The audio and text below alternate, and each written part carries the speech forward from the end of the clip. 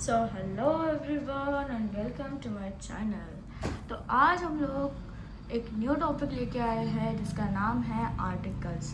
तो जैसे कि हमने बहुत सारे ग्रामर के टॉपिक्स पढ़ लिए, जैसे पार्ट्स ऑफ स्पीच हो, नाउन, प्रोनाउन, एडजेक्टिव, ये सारी चीज़ें हमने बहुत ही डिटेल में देखी। डायरेक्ट इनडायरेक्ट स्पीच हो, एक्टिव पैसिव वॉइस हो, लेकिन जो मेन चीज़ होती है कि एकदम बेसिक से हम जो स्टार्ट करते हैं ना, तो इसमें हम यूज़ करते हैं आर्टिकल्स। तो आर्टिकल्स क्या है वो आज हम लोग पढ़ेंगे, ठीक है।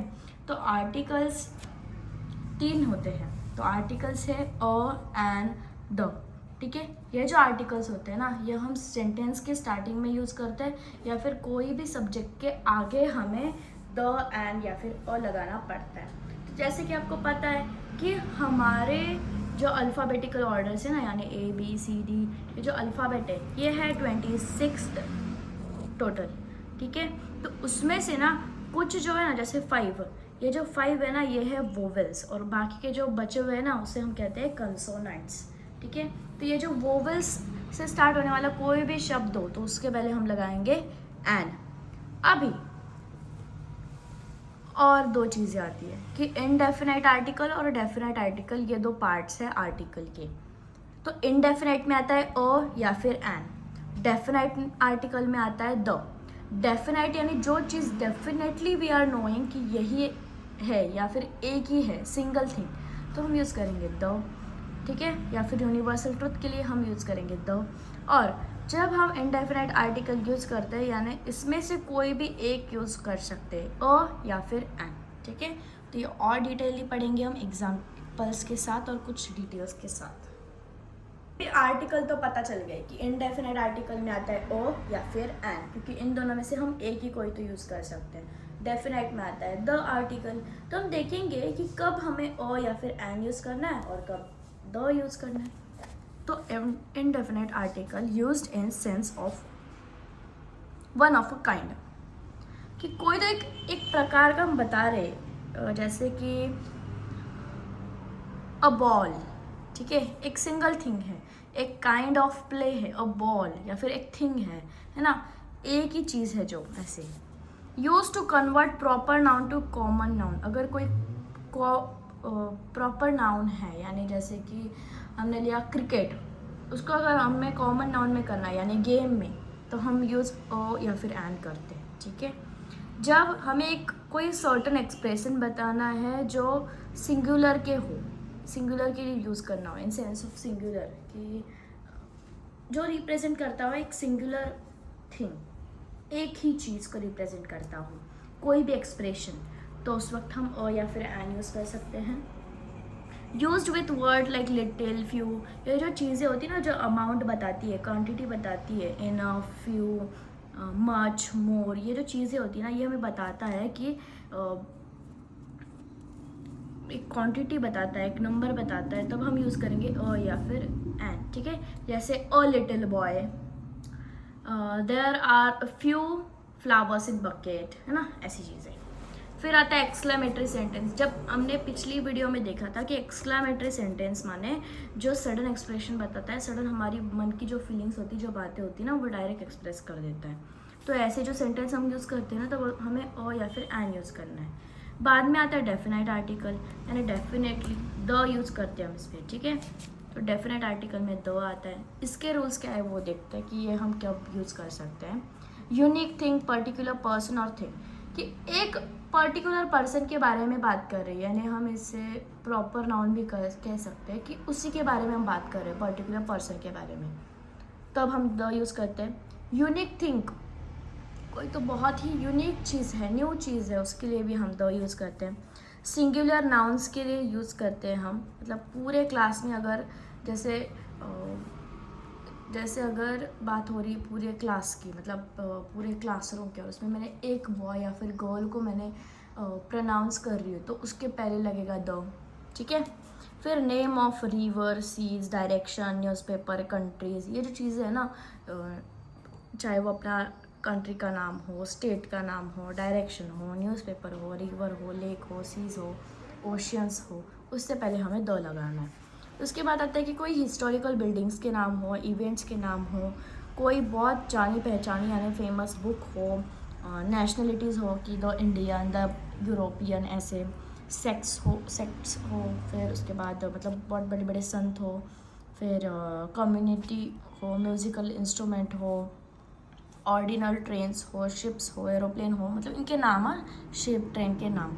जैसे अगर हमें बोलना है कि चेन्नई एक्सप्रेस, तो द चेन्नई एक्सप्रेस नाम आएगा। I am just taking the example of train, ठीक है, ट्रेन का क्या नाम हो सकता है, या फिर द राजधानी एक्सप्रेस, ऐसे टाइप का, द इंडिगो, है ना, ऐसे। और इसमें आता है लास्ट वाला पॉइंट जो है superlative adjectives used as noun.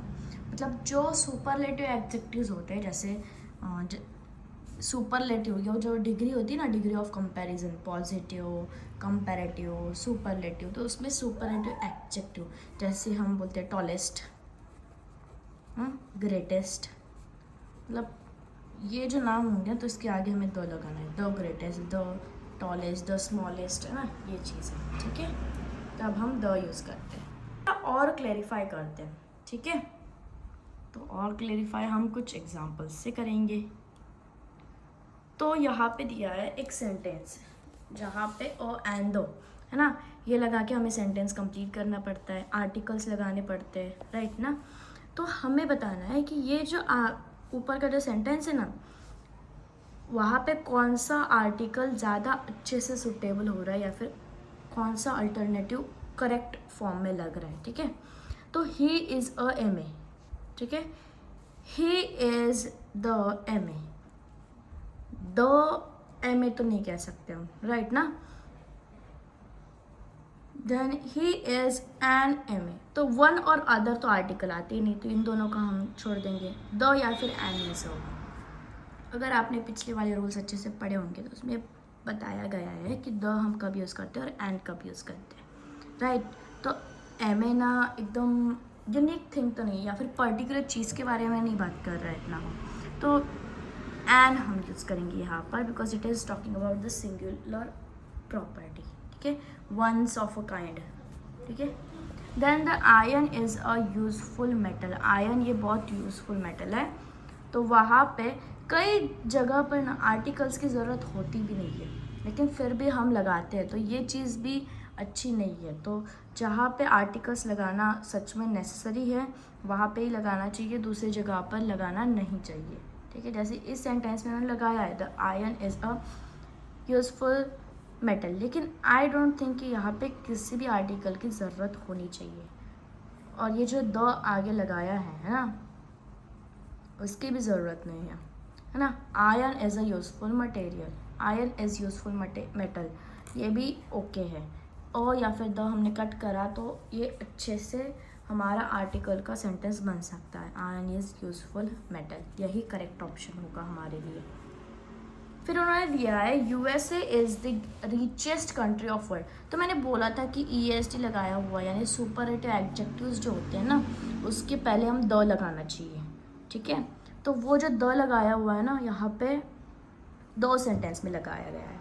लेकिन मैंने ये भी बोला था आपको कि जब कोई कंट्रीज़ के नाम आए, कोई डायरेक्शन हो, न्यूज़पेपर हो, तो उससे पहले द लगाना चाहिए। तो हमारे सेंटेंस में यूएसए के आगे द भी होना चाहिए, रिचेस्ट के आगे भी द होना चाहिए। तो ऐसा सेंटेंस तो मुझे डी वाला लग रहा है बस, कि the USA is the richest country of the world.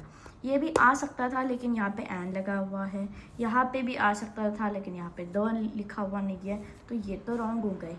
अब और 4 एग्जाम्पल्स हैं मैं जो अभी आपके स्क्रीन पे शो करूँगी, लेकिन ये आपको समझ लेना है कि इसका आंसर वो ही क्यों आया। मैंने ऑब्वियसली सारे सॉल्व एग्जाम्पल्स होने के कारण मैंने यहाँ पे आंसर स्टिक करके रखे हैं, लेकिन फॉर योर अंडरस्टैंडिंग कि आपको समझ में आए